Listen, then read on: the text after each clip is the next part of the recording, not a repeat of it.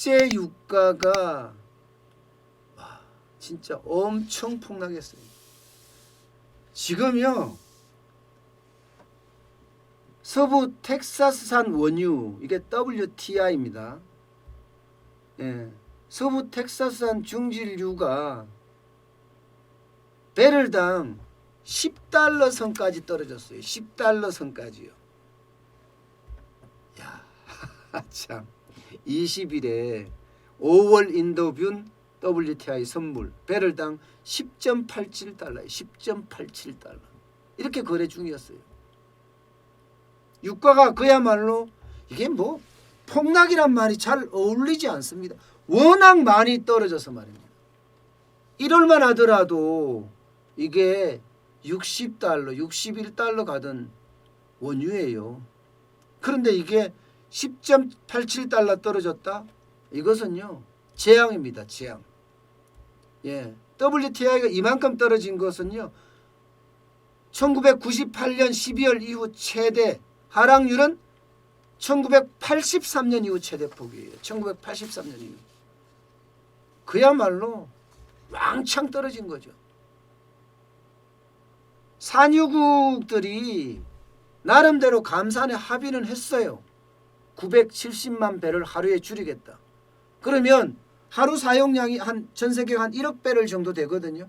그중에 970만 배럴이면 10% 정도 해당된단 말입니다. 그런데도 시장에는 냉담했다는 거예요. 냉담했다는 거예요. 이 1억 배럴에서 9천만 배럴로 줄여봤자 효과 없다. 왜? 코로나19 때문에 이미 사용량이 적어도 20%에서 30% 줄어들었다. 그러면 2천만 배럴 내지는 3천만 배럴이 줄어들었다는 거예요. 여기다가 유가 전쟁을 하면서 사우디아라비아하고 러시아하고 증산을 했다. 적어도 이게 증산이 10% 15% 된다. 그러면 이것도 적어도 1,000만 배럴에서 2천만 배럴 된다는 거 아니에요. 그러면 공급 과잉이 얼마나 된다는 겁니까? 공급 과잉이. 적어도 3천만 배럴에서 4천만 배럴이라는 뜻 아니겠습니까?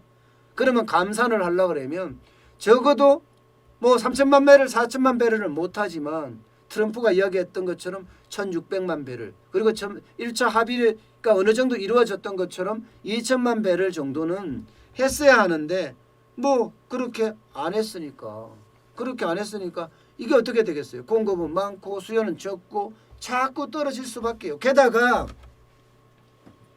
이 원유 재고를 말입니다. 이게 저장하는 저장 공간이 있어요. 네, 원유 저장 탱크 말입니다. 이거요 꽉 찼다는 거예요. 전 세계의 원유 저장 탱크가 꽉 찼다. 때문에 더 이상 저장할 수가 없다. 저장 시설의 한계가 왔다. 그래서 어쩔 수 없는 것 아니냐. 예. 그러니 유가가 떨어지는 것은 어쩌면 당연한 거다. 지금 이렇게 보고 있는 거죠. 그러니 생수가 원유보다 싸다는 이야기가 아주 쉽게 나옵니다. 20일 기준으로 볼까요? 이마트에서 판매하는 노브랜드 생수 2리터 165원입니다. 리터당. 삼다수 2리터 1리터당 리터당으로 보면 490원입니다. 예, 그리고 에비앙 이게 참 비싸죠. 이것도 리터당 보면 1980원이에요. 그런데 서부 텍사스산 중질유 종가 기준으로 봤을 때 리터당 17일 기준입니다. 140원입니다. 140원. 예, 생수보다가 원유가 더 싸요. 근데 원유를 하려고 그러면 담사하죠, 시추하죠, 수송하죠. 수조 원씩 들어갑니다. 수조 원씩. 그런데 물값보다 더 싸게 팔린다니 이게 웬일입니까? 이렇게 되면 우리 정유사 어떻게 되겠어요? 박살납니다. 정유사 진짜 박살납니다. 사실 SK이노베이션, GS칼텍스, 현대오일뱅크, S오일 이게 정유사사잖아요. 정유사사 1분기 손실액 3조가 넘을 전망이라고요. 3조. 예, 3조가 넘으면 어떻게 되겠어요? 이거야말로 우리 그 잘 나간다는 정유사가 잘못하면 폭망하게 생긴 거예요.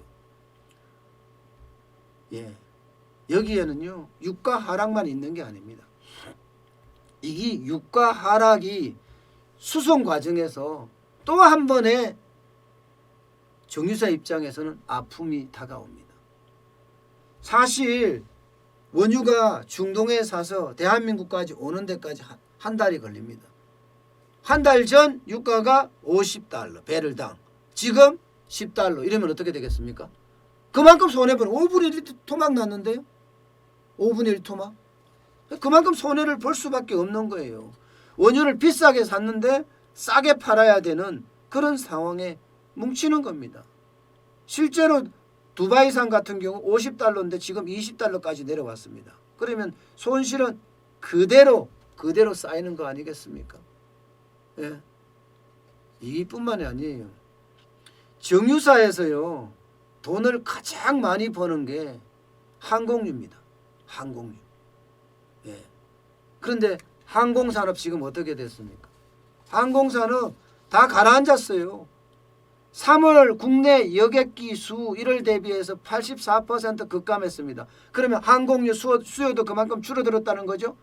항공유 수요가 줄어들면 정유사들도 그만큼 아픔이 뒤따른다는 이야기예요. 예. 석유요? 마찬가지예요. 사회적 거리두기 하면서 그동안 사람들이 차를 안 갖고 나왔어요. 기름값이 굉장히 싼데도 불구하고 말입니다. 그러니 당장 현금으로 들어오는 항공유나 혹은 주유소 판매 석유 휘발유나 이런 것들에 문제가 생기니까 정유사사 아주 고전을 겪을 수밖에 없는 그런 상황에 놓여 있습니다. 실물 경제가 그만큼 꽉 난 거예요. 당장 GS 칼텍스만 하더라도요. 가동률 80% 수준으로 낮추고 이게 정유사는요. 가동을 중단할 수는 없습니다.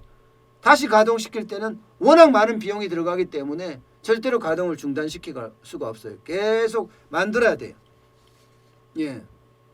그래서 가동률을 80% 줄이고요. S오일 같은 경우는 지금 희망퇴직 받습니다. 희망퇴직. S오일이 얼마나 좋은 회사예요. 얼마나 좋은 회사예요. 여러분도 아시잖아요. 그런데 이게 앞으로 SK이노베이션, 예, 현대오일뱅크 이쪽으로 다 확장될 거예요. 확장될 수밖에 없습니다. 유가가 이렇게 물값보다 싼데 어떻게 정유사가 버텨내겠습니까? 결국은요. 여기도 구조조정이 들어갈 수밖에 없어요. 산업 구조조정에 대한 이야기도 나올 거고요. 인력 구조조정에 대한 이야기도 나올 겁니다. 당장 S오일이 명예퇴직 받는다는 게 SK이노베이션에도 그런 일이 벌어질 가능성도 굉장히 크다는 이야기입니다. 문제는 앞으로 더 심각하다는 이야기입니다. 앞으로 원유는 계속 내려갈 가능성도 있다고 해요. 감산 합의해서 제대로 만들어내면 되겠는데 각 나라마다 감산이 이게 부담스러운 거예요. 코로나19 때문에 경제가 폭망한 상태에서 감산까지 해서 돈 들어오는 게 없다? 그러면 권력을 유지하기도 힘들 수도 있는데요. 그러니 러시아나 사우디아라비아는 어쩔 수 없이 계속 정산해서 팔아야 돼. 그러면 가격은 그만큼 떨어질 거고 여기에다가 대한민국의 위협은 또 하나 더 있습니다. 중국의 정유사들, 석유화학 업체들이 그냥 싼 값에 덤핑 판매할까 봐 이것도 겁나는 거예요. 그렇게 할 가능성이 굉장히 큽니다. 세계 수요는 적은데 물량은 그대로 나와야 되고 공장 가동을 중단시킬 수는 없고 그런 상황이니까 싼 값으로 막 내놓는 거예요. 싼 값으로. 이렇게 되면요. 여러분 우리 정유사들 이번 기회가 아마 최악의 죽음의 골짜기로 들어서는 것 아닌가 그런 이야기도 지금 하고 있어요. 그런데도 정부의 대책은 미온적입니다. 겨우 원유 비축 기지 제공하고요. 석유 수입 판매 부가금 징수 90일간 유예하는 등 이런 게 다예요. 단지 엄발의 오줌 누기 정도밖에 안 된다는 겁니다. 엄발의 오줌 누기. 차라리 세율 3%를 좀 깎아달라 이런 이야기도 있습니다. 제가 늘 말씀을 드리지만 지금 정유사는 굉장히 어려운 형국에 처해져 있습니다. 항공사만큼 정유사도 어려워요. 이게 먹이사슬처럼 같이 공급망이 엮여 있거든요. 여기에도 어느 때보다 신속한 지원, 선제 지원이 굉장히 중요한 그런 컨셉이에요. 근데 선제 지원에 대한 이야기가 별로 없어요. 그래서 참 안타까운 일입니다. 지금 오롯이 경제만 보는 경제팀이 필요하다고 제가 말씀드린 이유도 그 이유입니다. 이게 정치적인 의사결정을 하게 되면 경제 자체가 어디로 갈지 진짜 아무도 모릅니다. 때문에 정치적인 의사결정보다는요. 정치적인 의사결정보다는 뭔가 확실한 그리고 경제만 오롯이 생각하는 그런 의사결정이 있었으면 합니다. 실제로요. 오늘 유가가 그렇게 많이 떨어지니까 뉴욕 증시도 별로였습니다. 이렇게 떨어졌어요.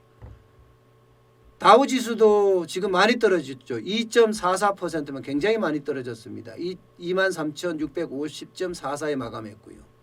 나스닥도 떨어졌죠. 1% 이상 떨어졌습니다. 8,560.73으로 마감했잖아요. 지금 유가 하락이라는 게 시장에서는 굉장히 많은 영향을 주고 있다. 경제에 많이 충격을 주고 있다. 이렇게 보시면 될 것 같습니다.